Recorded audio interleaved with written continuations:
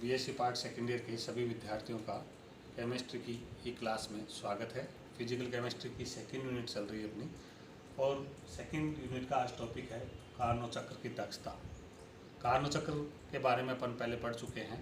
Carnot चक्र की दक्षता क्या है कि किसी भी ऊष्मा इंजन के द्वारा अवशोषित की गई ऊष्मा का वह अंश जो पूर्णतया कार्य में परिवर्तित हो जाता है, ऊष्मा इंजन या कार्नोट चक्र की दक्षता कहलाती है, जिसे एप्सिलॉन द्वारा दर्शाते हैं। एप्सिलॉन द्वारा एक ऊष्मा इंजन भिन्न भिन्न ताप वाले दो ऊष्मा कुंडों से जुड़ा हो और उच्च ताप वाले ऊष्मा कुंड से वह Q1 ऊष्मा का अवशोषण करके पारिपार्श्व में W कार्य उत्पन्न करके कम ताप वाले ऊष्मा कुंड को Q2 ऊष्मा देता है।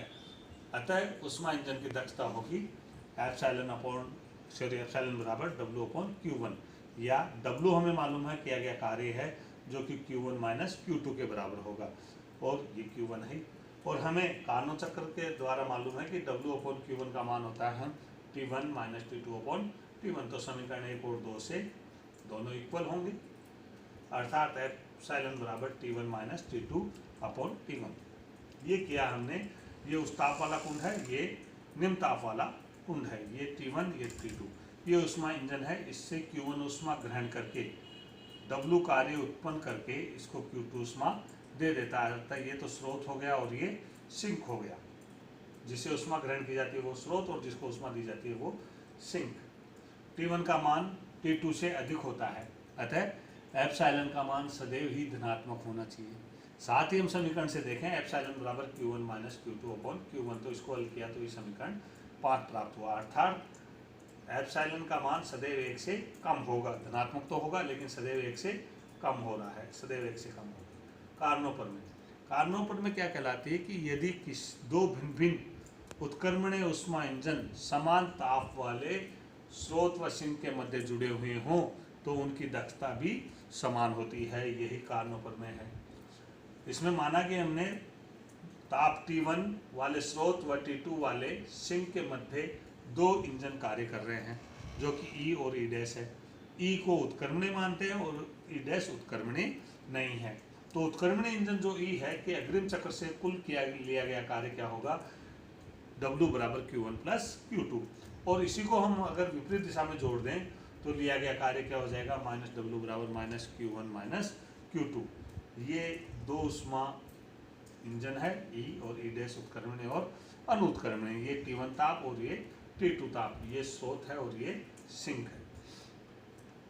अब हम देखें कि उत्क्रमणीय इंजन E' है में अग्र चक्र से लिया गया कार्य क्या होगा, W' बराबर Q1' प्लस Q2'।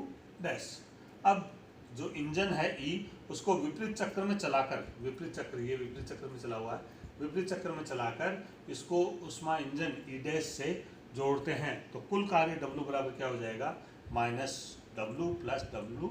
इनकी वैल्यू रखी तो minus Q1 minus Q2 plus Q1' plus Q2'। अर्थात और साथ ही ऊष्मापर में क्या है, यदि दोनों इंजन से लिया गया कार्य समान हो तो विपरीत दिशा में होने के कारण इस संयुक्त इंजन का कुल कार्य WT का मान कितना हो जाएगा, 0। ये 0 हो जाएगा तो ये इक्वल टू ये, अर्थात समीकरण 5 प्राप्त हो गया। अब माना कि ऊष्मा इंजन जो है E' की दक्षता एप्सिलॉन' है और E की दक्षता क्या है, E की दक्षता एप्सिलॉन उससे अधिक है। और उस स्थिति में क्या होगा, ये ज़्यादा है ये कम, अर्थात ये ज़्यादा है E' और ये E वाले इंजन की दक्षता।